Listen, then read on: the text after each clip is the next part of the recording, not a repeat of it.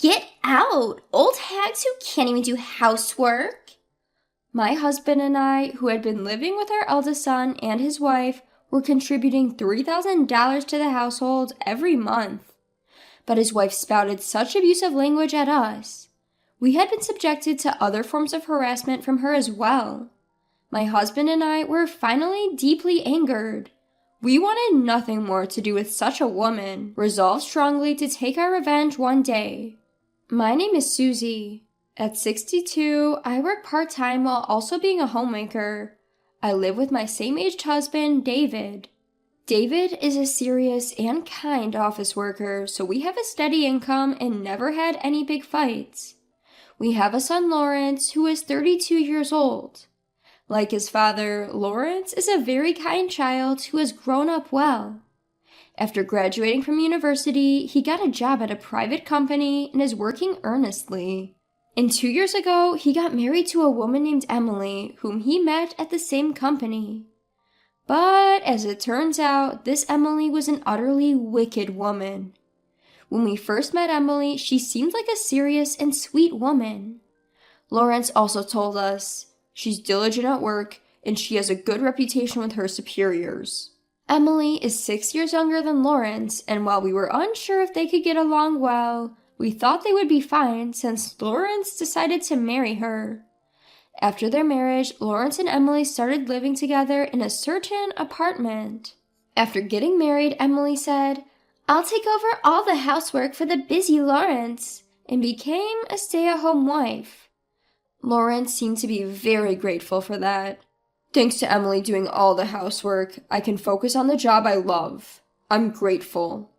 My husband and I had no doubt that our son had married a good woman. However, Emily gradually began to reveal her true colors. First, there was a family gathering for the new year where we met Emily. But at first, I didn't recognize that it was Emily. That's because her appearance had drastically changed.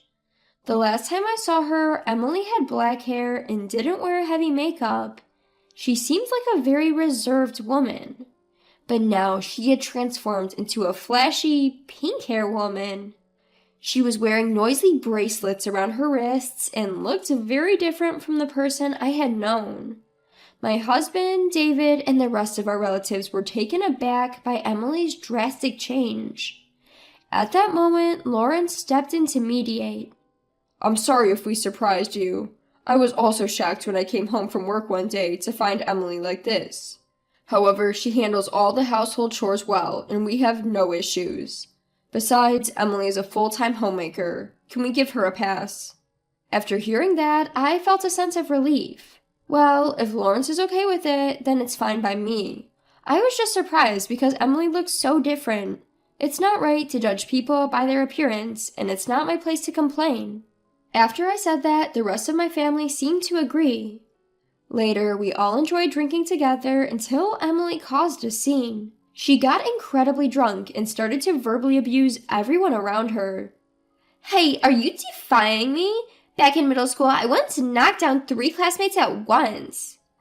It seems that she had a bad habit when drunk. She even lashed out at me and David, shouting, "Stop clinging to life unnecessarily, you old nuisances! No one is happy that you're alive." Her words hurt me deeply. There's a line between what's acceptable and what's not, even when drunk. David looked angry, and Lawrence was quite surprised. "Hey, you're going too far, even for a drunken conversation. Apologize," he chided. However, Emily even defied Lawrence. "You dump all the household chores on me, and then you have the nerve to lecture me?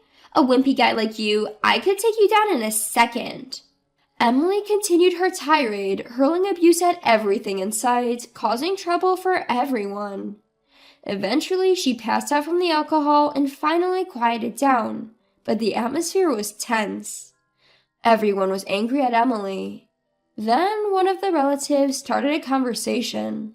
"Emily mentioned earlier about defeating classmates. Was she a former delinquent?" "No, Emily graduated from a public university. I thought she was a serious person at heart," Lawrence responded, but that relative remained skeptical. "Do we have concrete proof that she's lived a straight life? Perhaps we should investigate Emily's past and what kind of person she is. I agreed with this suggestion. Perhaps taking this incident seriously, Lawrence promised to look into it.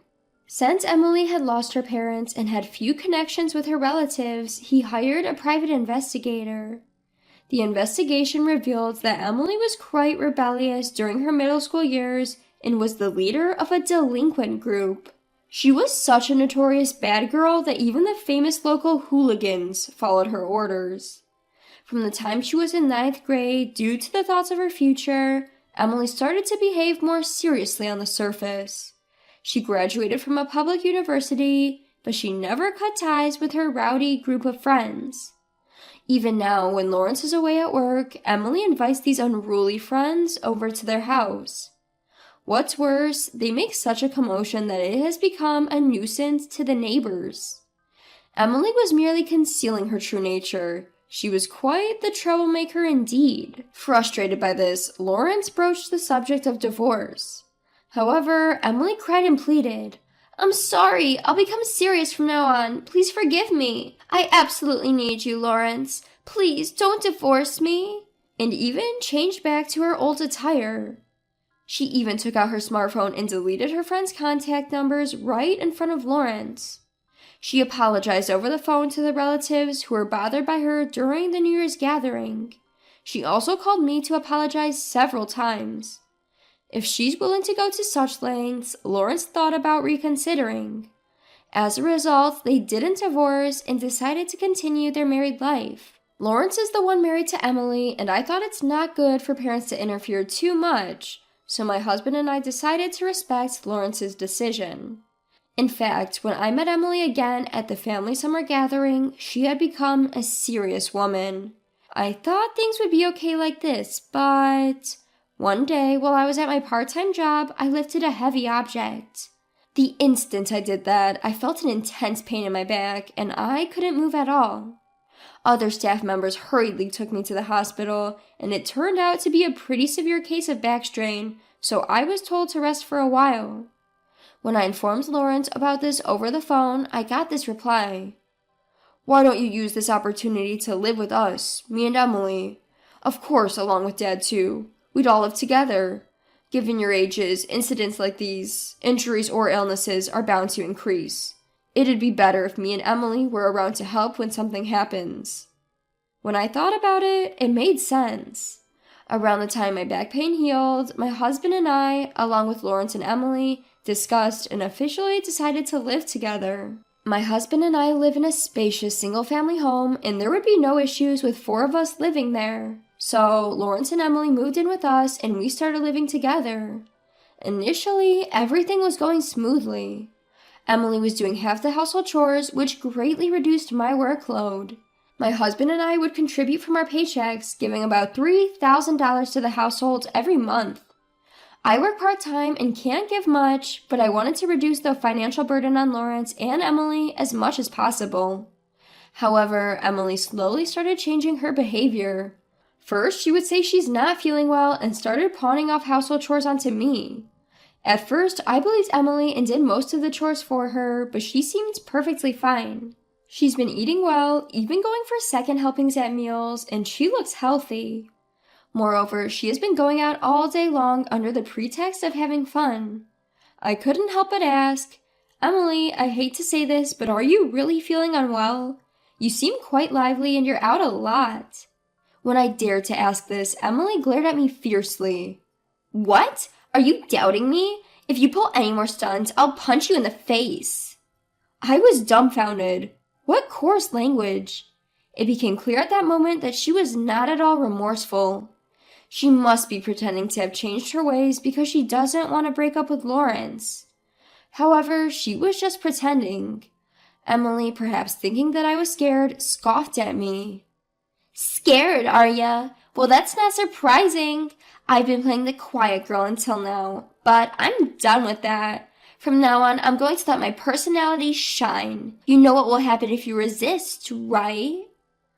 Emily must have intimidated others like this back in her student days. Perhaps because she was able to manipulate others into doing as she wanted, she continues this behavior into adulthood. It would be a lie to say I'm not afraid of Emily, but I didn't live 62 years just for show. I won't bow down to the threats of this former gangster. Maintaining a firm attitude, I warned her coldly. If your harassment goes too far, it could become a crime, you know. I'm not your robot to do as you command. I won't just do as you say. If you do something, I won't hesitate to call the police. Emily seemed taken aback by my unexpected response, but she quickly retorted, "Shut up, old hag. I'll never forgive you." Emily's shouting startled David and Lawrence, who came running. They were at home because it was a day off. When I explained the situation briefly, both David and Lawrence frowned. For the moment, it was decided to have a discussion among the four of us. David told Emily, "First of all, apologize to Susie." However, Emily refused to apologize. Instead, she crossed her arms defiantly. "Why do I have to apologize to an old hag? I thought Susie would take care of the housework, so I decided to live together. But my burden hasn't lessened as I thought. It's now the worst. What's wrong with getting angry at a useless old hag who only ages?" David, Lawrence, and I were all dumbfounded.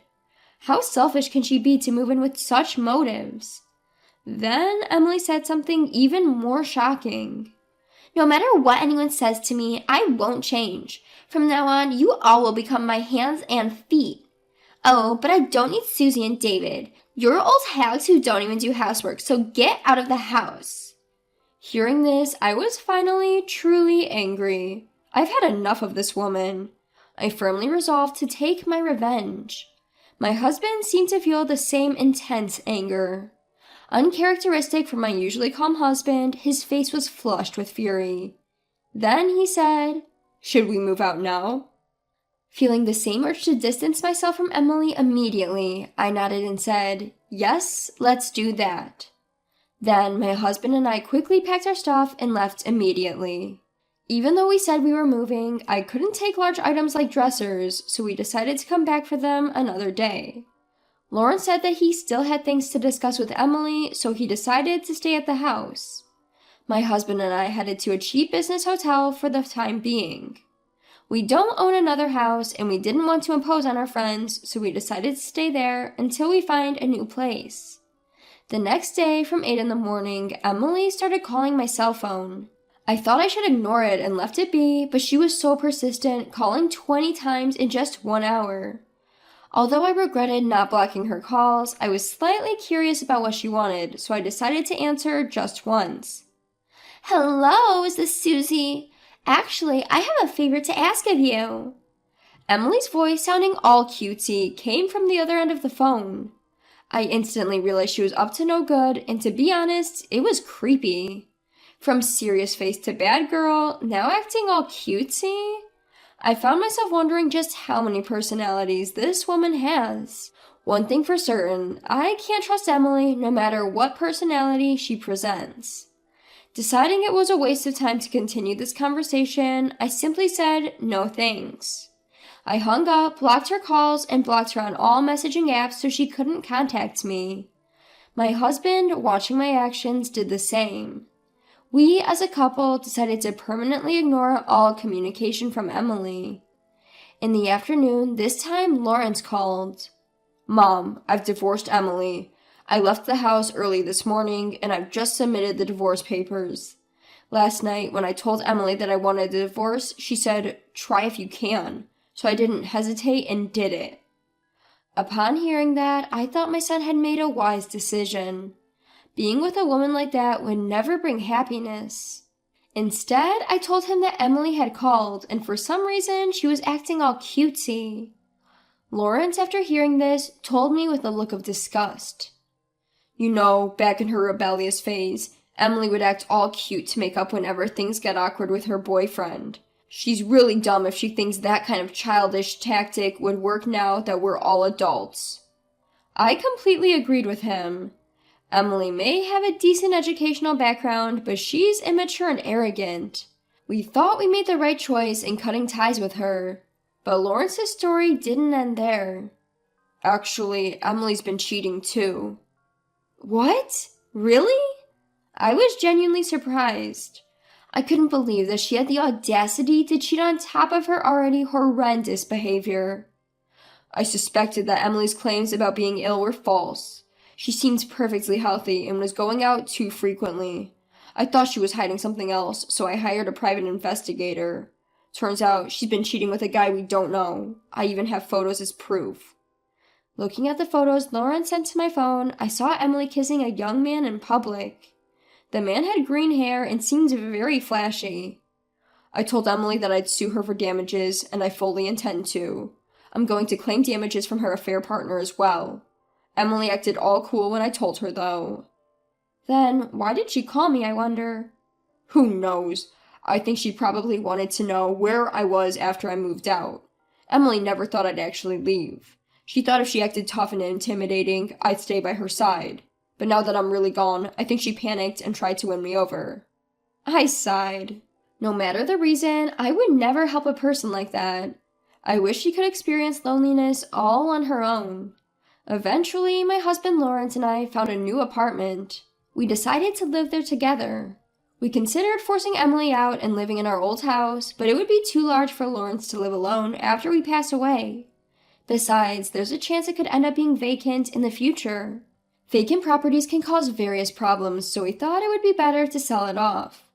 Lawrence agreed, saying, "I don't necessarily need to live in the house. Selling it is fine with me." Emily will lose her place to live, but we didn't care about that. We still have a lot of our stuff in the old house, so we decided to go back there with some relatives who offered to help us move. Upon entering the house, there was Emily, wearing a sickeningly smug grin on her face. I realized when I was alone, I really can't handle loneliness. So, wouldn't you all live together again? Also, I want to save some money, and I really don't want to pay Lawrence for any alimony. Without an apology at this point, her audacious request made my anger boil over. When you make a request, you should do so with some humility. Stop this joking around. No matter how you ask, I won't listen to your pleas. Then my husband David chimed in coldly. We are going to sell this house, so leave as soon as possible, and pay Lawrence the alimony he deserves. I could never love you again. Stop trying to rekindle our relationship. Lawrence echoed. At that, Emily dropped her flirty facade. Lawrence has a stable income, so I thought if we got married, I could relax and become a housewife. But now there's not a shred of ulterior motive. I truly love Lawrence. Of course, I also need you, Susie and David.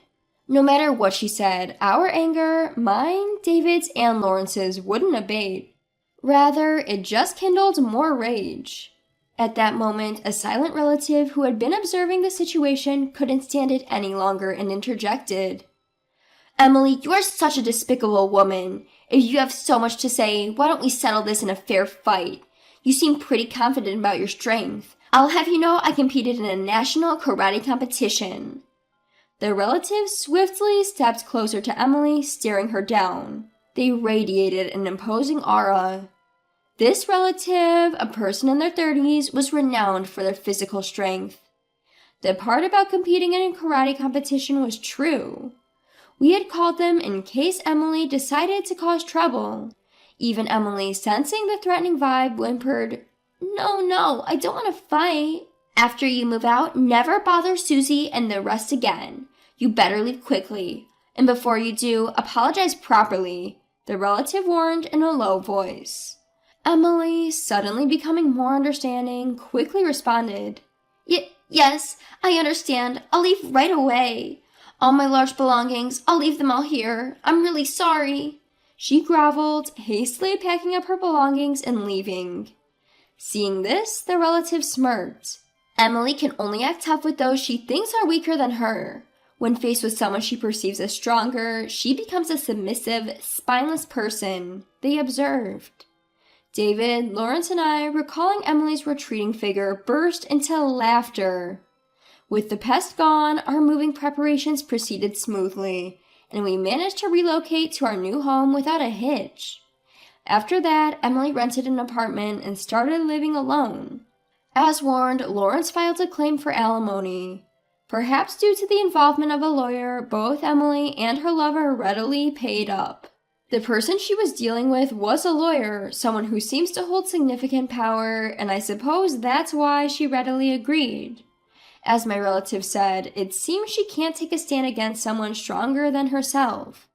Since then, I have had nothing to do with Emily, but I do know what she's been up to. It was reported on the news that she was arrested. Combining the news reports, information I heard from acquaintances, and my own experiences, it seems Emily has led the following kind of life. Firstly, Emily used up most of her savings paying alimony. She planned to remarry the man she cheated with and live off of his income, but he cut off all contact. Left with no other choice, she took a job at a private company, but quickly quit after cursing at her boss. After that, she shamelessly approached me, my husband, and Lawrence at our workplaces asking for money. But the three of us completely ignored her and didn't engage with her at all, so it seems she eventually gave up. She accrued debt and finally ran out of money, and she turned to her old gang for help, but no one seemed willing to lend a hand to the fallen Emily. In a fit of rage, Emily assaulted one of her gang members quite severely and was arrested, ending up in prison. My husband, Lawrence, and I all felt that she got what she deserved. She's been causing trouble since her student days, only caring about maintaining her facade, never showing any remorse. A woman like that, it seems fitting that her place is in prison. I hope she takes this time to reflect on her actions. On the other hand, my husband, Lawrence, and I are living peaceful, everyday lives. The three of us are living happily together, and we're even planning to take a trip on our next long weekend. Moreover, cleaning is much easier in our apartment compared to a detached house, and it's conveniently located near the station. I think we made the right decision moving here. We want to continue enjoying our peaceful life as a family of 3.